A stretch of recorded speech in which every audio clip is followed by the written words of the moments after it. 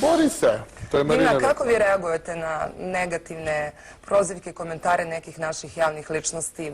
Na primjer da jedete kao usisivač, neću se da kažem ko je pomenuo i tako dalje. Pak sekta Aleksić.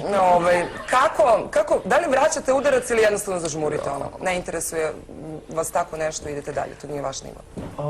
Pa, kad je duhovito, ja volim šale na svoj račun, naravno, ali to nije duhovito, mislim, kao prvo usisivač ne jede, kao prvo usisava. Još šta sam bila, prasica, svinja i tome slično. Jel znate ko je sve to rekao? Ti si mi sinoć rekao. Sekta Aleksić. Da, Seka Aleksić je rekla.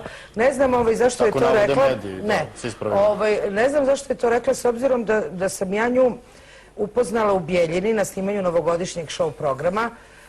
Tačnije, devojka, ja sam nju znala sa TV-a Crno i zlatno je pevala, mi se bacila, došla je obučena kao Deda Mrazica sa igračicama, bacila mi se u zagrlje i ljubila me, grlila, govorila da me obožava, da obožava Jelenu, da je ona njen idol. Stvarno?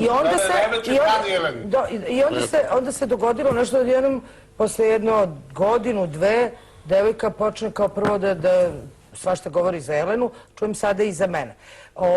Šta mislite, zašto se to ja nisam izmislila, znači bilo je tu još ljudi, sedeli su sa mnom za stolom, jer sam ja bila voditelj, bio je tu... Ko je bio sada? Molim? Ko je bio sada sa vama? Bili su iz BN televizije tu, koleginica Dragana, bio Goran Čomor, bilo je dosta ljudi tu koji su to čuli. Ili je tražila da upozna Jelenu?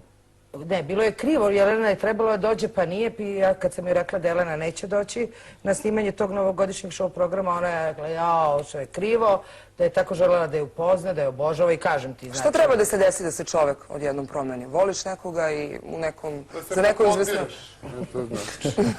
To znači. Ja mogu samo sa svoje tačke gledišta da kažem da ništa ne može se dogoditi. Dobro, udari vam neka možda slava u glavu. Pa nije, recimo. Pa kakva slava u glavu? Ne, mislim... Pa šta je udarila?